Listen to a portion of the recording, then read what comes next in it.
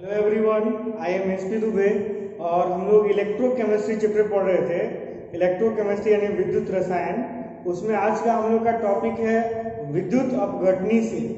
इससे पहले हम लोग एक टॉपिक पढ़े थे विद्युत रासायनिक सेल या गैल्वेनिक सेल, जहाँ पे रिएक्शन से इलेक्ट्रिक करंट प्रोड्यूस करते थे। लेकिन ये उसका ठीक उल्टा है, यहाँ पे इलेक्ट्रिक करंट पास करके तो रिएक्शन कराया जाता है। तो वैसी युक्ति, वैसी डिवाइस जिसमें विद्युत धारा प्रवाहित करके रिएक्शन कराया जाता है, केमिकल रिएक्शन कराया जाता है, उसे विद्युत अपघटनी सेल कहते हैं। तो सबसे पहले इसको लिख लीजिए, विद्युत अपघटनी सेल वैसी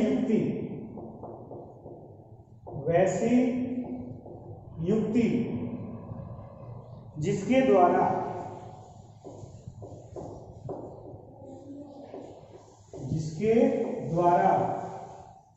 विद्युत धारा प्रवाहित कर रासायनिक अभिक्रिया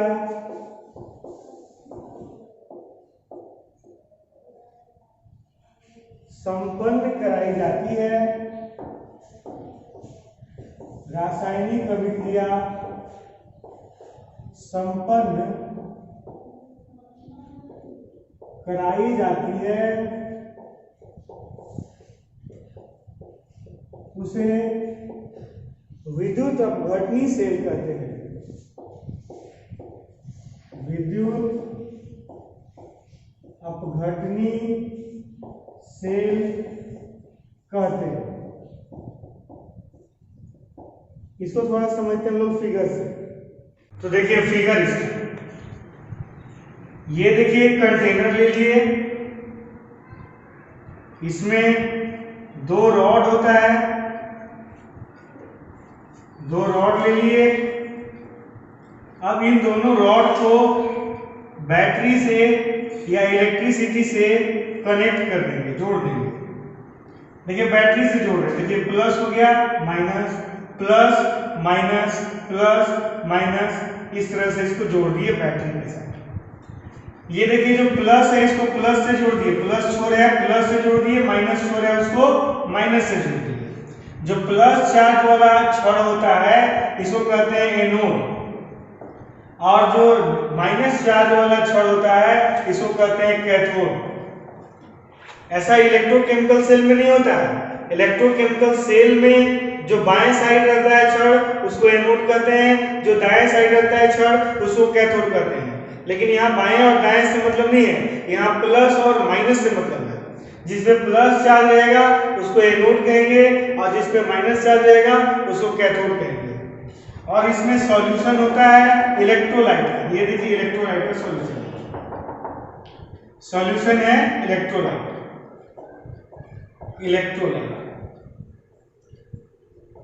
जब करंट पास करते हैं तो ये जो इलेक्ट्रोलाइट है इसका इलेक्ट्रोलिसिस होता है। इलेक्ट्रोलाइट मतलब विद्युत अपघट्य। विद्युत अपघट्य का विद्युत अपघटन होता है, मतलब वो अपने आयनों में टूट जाता है। जैसे अगर मान लीजिए यहाँ पे AgNO3 लिए हैं, तो ये टूट जाएगा Ag प्लस और NO3 माइनस में, यानी विद्युत धारा प्रवाहित करके रासायनिक अभिक्रिया संपन्न कराई जाती है। विद्युत अपघटनी सेल को और अच्छे से समझने के लिए हम लोग एक तो क्वेश्चन पढ़ते हैं, एनसीईआरटी बुक का क्वेश्चन नंबर 3.18 है। क्वेश्चन नंबर 3.18 क्या कह रहा है, उसका फर्स्ट है कि निम्नलिखित अभिक्रियाओं में होने वाले उत्पाद, निम्नलिखित के कारण होने वाले अभिक्रिया को लिखें। क्या उसमें कंडीशन दिया है? पहला कंडीशन है कि सिल्वर एनोड ले लीजिए और सिल्वर कैथोड ले लीजिए, मतलब उसमें सिल्वर इलेक्ट्रोड दिया हुआ है। इलेक्ट्रोड का मतलब एनोड और कैथोड, एनोड और कैथोड को कंबाइंड वे में इलेक्ट्रोड कहते हैं। तो सिल्वर इलेक्ट्रोड, सिल्वर का ही एनोड और सिल्वर का ही कैथोड, सिल्वर इलेक्ट्रोड लेना है। और AgNO3 का जलीय विलयन, AgNO3 एक्वस मतलब समझ लीजिएगा जलीय, एक्वस माने जलीय। AgNO3 का जलीय विलयन है और उसमें एनोड भी Ag का है, कैथोड भी Ag का है। तो क्या अभिक्रिया होगा ये लिखना है। देखिए क्या अभिक्रिया होगा, इसको भी समझ लेंगे, साथ साथ एक क्वेश्चन भी बन जाएगा। AgNO3 जो है जितना भी इसमें विद्युत अपघट्य है उसका विद्युत अपघटन होगा। AgNO3 टूट के देगा Ag प्लस और NO3 माइनस। एक और विद्युत अपघट्य है यहाँ पे, एकवश माने जलीय, जलीय मतलब जल, जल है यहाँ पे, जल मतलब H2O, H2O टूटेगा तो देगा H प्लस और OH माइनस। अब एनोड पर कौन सा अभिक्रिया होगा, कैथोड पर कौन सा अभिक्रिया होगा, ये ध्यान दीजिएगा। एनोड पर, एनोड पर जो Ag है यह Ag प्लस बनेगा और इलेक्ट्रॉन देगा, इसमें से इलेक्ट्रॉन बाहर निकलेगा। Ag प्लस बन के विलयन में घुलेगा। और कैथोड पर क्या होगा, कैथोड पर क्या होगा कि ये जो Ag प्लस है ये इलेक्ट्रॉन लेगा और Ag बनेगा। कैथोड वाला अभिक्रिया में देखिए कैथोड का चार्ज होता है माइनस, तो माइनस पे कौन जमा होगा, प्लस। कैथोड का चार्ज होता है माइनस और माइनस पे कौन जमा होगा, प्लस। ये हमेशा याद रखिएगा, माइनस पे प्लस और प्लस पे माइनस जमा होता है, माइनस पे प्लस और प्लस पे माइनस, ये हमेशा याद रखिएगा। इसके अलावा इसी का दूसरा है, इसको पढ़ने से आपको और अच्छे से समझ में आ जाएगा। इसी का दूसरा कह रहा है कि यहाँ पे सिल्वर का इलेक्ट्रोड नहीं लेना है, प्लेटिनम का इलेक्ट्रोड लेना है और जलीय AgNO3 का विलयन लेना है। विलयन सेम है, छड़ अलग है। अगर प्लेटिनम का इलेक्ट्रोड लेंगे तो उसको इनर्ट इलेक्ट्रोड कहते हैं, अक्रिय इलेक्ट्रोड, यानी इलेक्ट्रोड इसमें अभिक्रिया नहीं करेगा, जो भी अभिक्रिया करेगा विलयन अभिक्रिया करेगा। यानी एनोड पर भी विलयन का ही अभिक्रिया होगा, कैथोड पर भी विलयन का ही अभिक्रिया होगा। तो उसमें कह रहा है AgNO3 का ही विलयन है, AgNO3 का जलीय विलयन है, जलीय विलयन है और इलेक्ट्रोड जो है प्लैटिनम इलेक्ट्रोड, प्लैटिनम इलेक्ट्रोड। तो क्या अभिक्रिया होगा, सबसे पहले वही अभिक्रिया लिख लीजिए, इलेक्ट्रोलाइट विद्युत अपघट्य का विद्युत अपघटन होगा, Ag प्लस और NO3 माइनस में H2O टूटेगा तो क्या देगा, H प्लस और OH माइनस। ये हो गया विद्युत अपघट्य का विद्युत अपघटन। अब अभिक्रिया क्या होगा, सबसे पहले कैथोड का लिख लीजिए, ज्यादा से समझ में आएगा।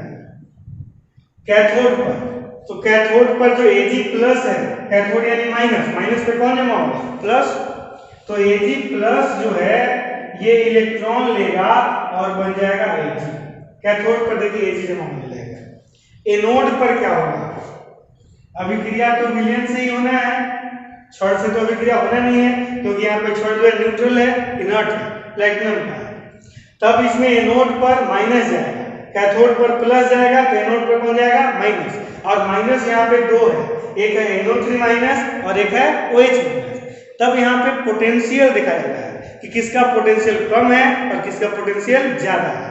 जिसका पोटेंशियल कम होता है उसका स्पीड ज्यादा होता है, वो जल्दी जमा होता है, या ज्यादा जमा होता है या वही जमा होता है।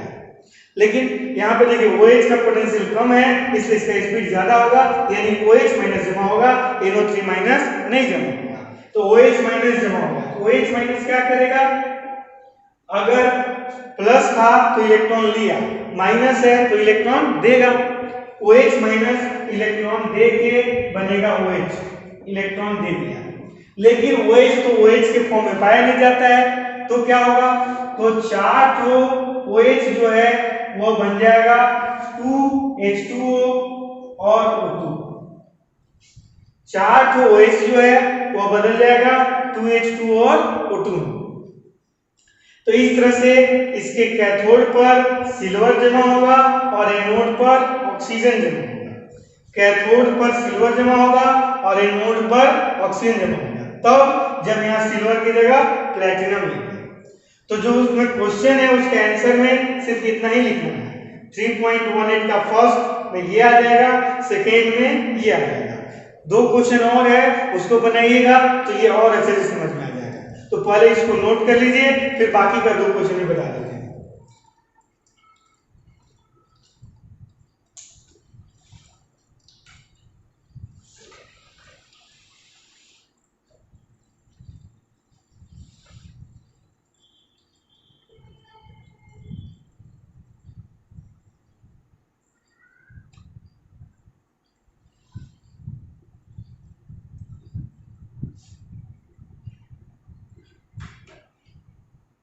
नेक्स्ट है देखिए प्लैटिनम इलेक्ट्रोड है और H2SO4 का जलीय विलयन।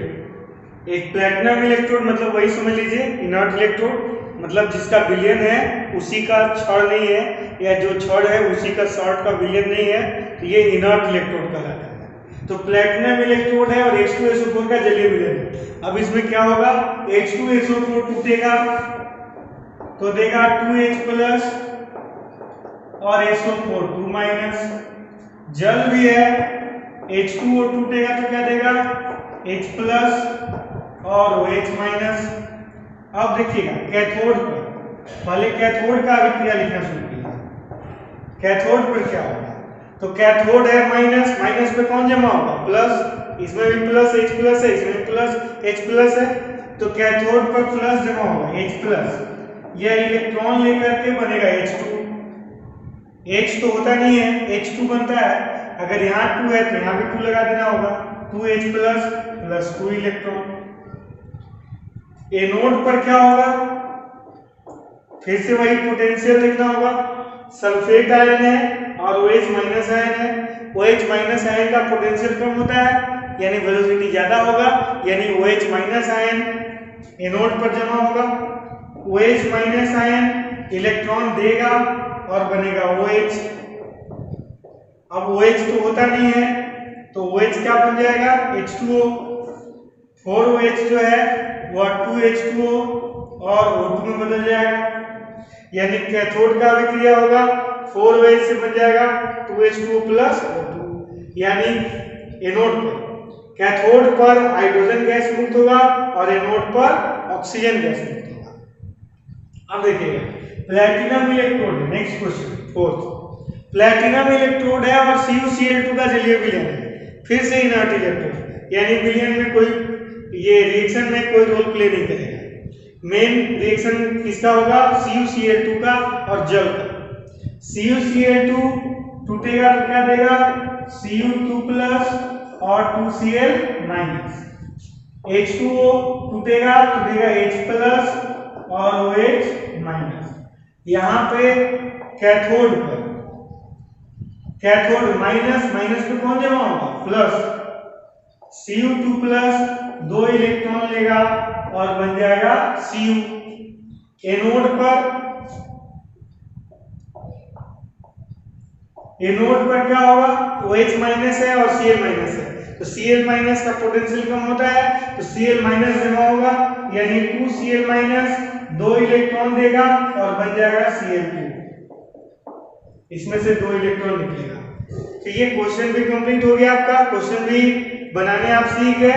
इसको याद कर लीजिएगा, नोट कर लीजिए, पॉज करके नोट कीजिएगा तो ज्यादा आसानी से नोट कर पाएंगे। इसको नोट कर लीजिए। इसके बाद हम लोग आज इसी वीडियो में देखेंगे फैराडे के विद्युत अपघटन के नियम, और उसके बाद अगले वीडियो में हम लोग न्यूमेरिकल्स बनाने सीखेंगे फैराडे के विद्युत अपघटन के नियम के आधार पर। तो पहले इसको नोट कीजिए।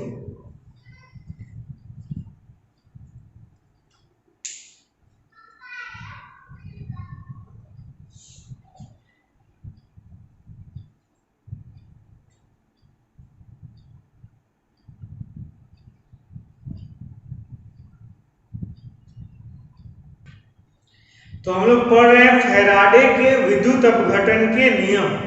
फैराडे विद्युत अपघटन के 2 नियम दिए हैं। जो अभी आप विद्युत अपघटनी सेल देखे थे ना, जिसमें एनोड पर भी कुछ पदार्थ जमा होता था, कैथोड पर भी कुछ पदार्थ जमा होता था, तो एनोड और कैथोड पे जो पदार्थ जमा होता है उसके बारे में ही फैराडे 2 नियम दिए हैं। पहला नियम उनका है कि यदि किसी विद्युत अपघटनी सेल दिमाग में लगी, एनोड होता था, कैथोड होता था, विद्युत अपघट्य का विलयन होता था, विद्युत धारा प्रवाहित करते थे एनोड और कैथोड से। तो यदि किसी विद्युत अपघट्य के विलयन में विद्युत धारा प्रवाहित की जाती है तो उसके किसी एक इलेक्ट्रोड पर, या तो एनोड पर या तो कैथोड पर, किसी एक इलेक्ट्रोड पर मुक्त होने वाले पदार्थ की मात्रा जो पदार्थ उसमें जमा होता है, मुक्त होता है, उसकी मात्रा उसमें प्रवाहित विद्युत धारा के परिमाण के समानुपाती होती है। परिमाण, विद्युत धारा के परिमाण का मतलब होता है आवेश, आवेश के समानुपाती होती है। मतलब जितना ज्यादा विद्युत आप जमा कीजिएगा, जितना ज्यादा विद्युत आप प्रवाहित कीजिएगा, उतना ही ज्यादा पदार्थ उसके एनोड या कैथोड पर जमा होगा। ज्यादा विद्युत ज्यादा पदार्थ, ज्यादा विद्युत ज्यादा पदार्थ, यही है फैराडे के विद्युत अपघटन का पहला नियम। तो यहाँ पे वही लिख भी दिए हैं, देखिए फैराडे के विद्युत अपघटन के नियम, फैराडे लॉ ऑफ इलेक्ट्रोलिसिस। पहला नियम, यदि किसी विद्युत अपघटनी सेल से होकर विद्युत धारा प्रवाहित की जाती है तो उसके किसी इलेक्ट्रोड पर मुक्त होने वाले पदार्थ की मात्रा, मुक्त होने वाले की जगह पे जमा होने वाले पदार्थ भी लिख सकते हैं। गैस के लिए मुक्त होने वाला होता है और ठोस के लिए जमा होने वाला होता है। तो मुक्त होने वाले या जमा होने वाले पदार्थ की मात्रा उसमें प्रवाहित विद्युत धारा के परिमाण के समानुपाती होती है। अब अगर मान लीजिए मात्रा, जो पदार्थ मुक्त हो रहा है उसका मात्रा m है और विद्युत धारा का परिमाण यानी कि आवेश q है, तो फैराडे कहते हैं m समानुपाती q। और हम लोग लिख सकते हैं m समानुपाती को बराबर में बदलेंगे तो कांस्टेंट आएगा। यहाँ पे कांस्टेंट आता है z, m बराबर z और q बराबर it, तो आप जानते ही हैं q बराबर it, तो हम लोग लिख सकते हैं m बराबर z इंटू it। यही है फैराडे के विद्युत अपघटन का पहला नियम। अब यहाँ पे एक वर्ड आ गया, एक इसमें आ गया लेटर z, तो ये z क्या है देखिएगा, जहां z एक स्थिरांक है, z के बारे में देखिए यहाँ पे लिख दे रहे हैं, जहां z एक स्थिरांक है इसे विद्युत रासायनिक समतुल्यांक कहते हैं, इलेक्ट्रोकेमिकल इक्विवेलेंट, विद्युत रासायनिक समतुल्यांक कहते हैं। और z का एक और फॉर्मूला होता है E/F, z बराबर E/F। E जो है यह है, यहाँ पे E जो है यह तुल्यांकी द्रव्यमान, E जो है वो क्या है, तुल्यांकी द्रव्यमान, तुल्यांकी द्रव्यमान। और तुल्यांकी द्रव्यमान का फॉर्मूला नॉर्मलिटी, नॉर्मलता जब पढ़ा रहे थे विलियन चैप्टर में तो वहां भी बताए थे E बराबर तुल्यांकी द्रव्यमान बराबर होता है मोलर द्रव्यमान बटा संयोजकता, मोलर द्रव्यमान बटा संयोजकता, वैलेंसी।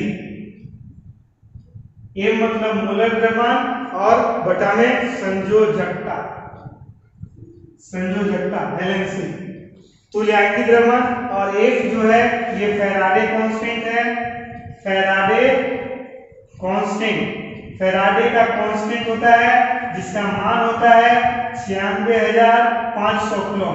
पहले भी कुछ न्यूमेरिकल में आप देख चुके हैं ये फॉर्मूला। F फैराडे कांस्टेंट का मान होता है 96,500 कूलम। तो फैराडे के विद्युत अपघटन के नियम में जो Z है, Z बराबर होता है E/F।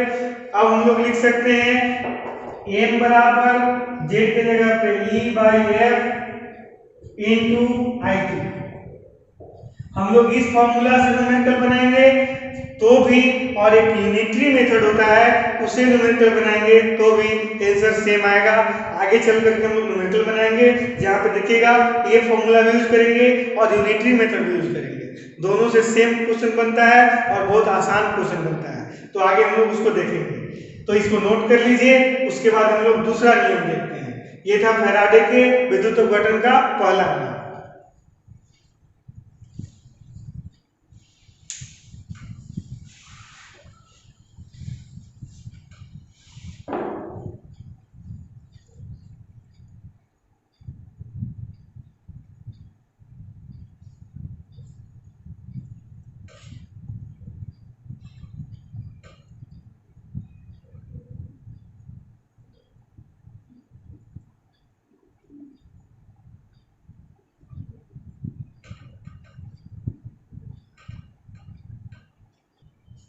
अब देखिए दूसरा नियम क्या है। दूसरा नियम कहता है कि यदि दो या दो से अधिक विद्युत अपघटनी सेल एक चीज याद रखिएगा, पहला नियम ही मेन नियम है, दूसरा नियम इसी का एक्सपेंशन है थोड़ा सा।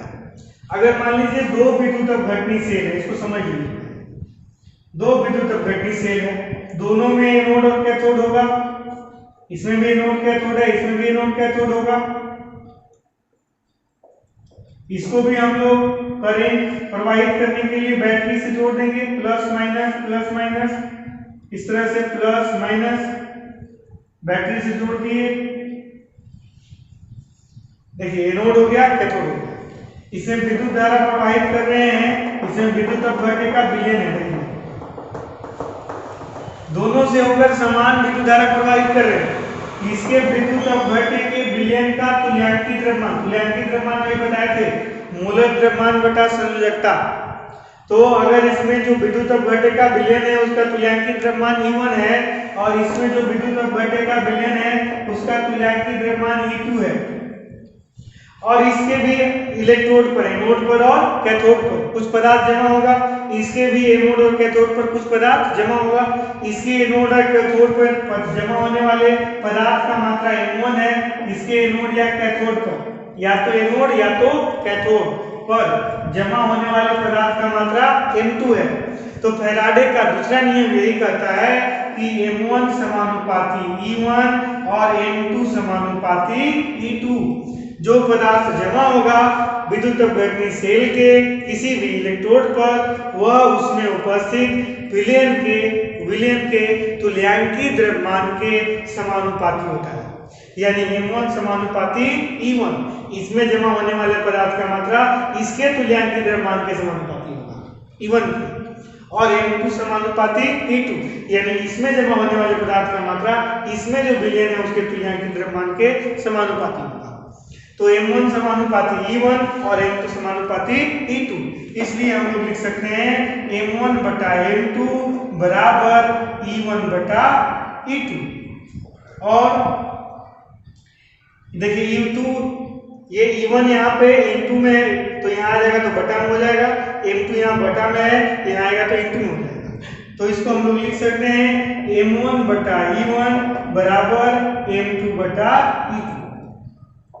यही है फैराडे के विद्युत अपघटन का दूसरा नियम। एक बार फिर से देख लीजिए, दूसरा नियम क्या कहता है, जब दो या दो से अधिक विद्युत अपघटनी सेलों को, देख लीजिए, श्रेणी क्रम में जोड़ दिए हैं, एक समान विद्युत धारा प्रवाहित की जाती है, एक ही बैटरी से विद्युत धारा प्रवाहित कर रहे हैं, एक समान विद्युत धारा प्रवाहित की जाती है, तो उनके इलेक्ट्रोडों पर मुक्त होने वाले पदार्थों की मात्राएं, या यहाँ पर लिख सकते हैं जमा होने वाले पदार्थों की मात्राएं, उनके संगत विद्युत अपघट्यों, ये जो विद्युत अपघट्य है, संगत विद्युत अपघट्यों के तुल्यांकी द्रव्यमानों के समानुपाती होती हैं। मात्राएं तुल्यांकी द्रव्यमानों के समानुपाती होती हैं, यानी मात्रा अगर M1 है तो समानुपाती होगा E1 के, मात्रा अगर M2 है तो समानुपाती होगा E2 के। M1 समानुपाती E1 और M2 समानुपाती E2। ये है फैराडे के विद्युत अपघटन का दूसरा नियम, इसको भी नोट कर लीजिए। इसके बाद हम लोग फैराडे के विद्युत अपघटन के नियम के आधार पर न्यूमेरिकल बनाएंगे, लेकिन वो अगले वीडियो में।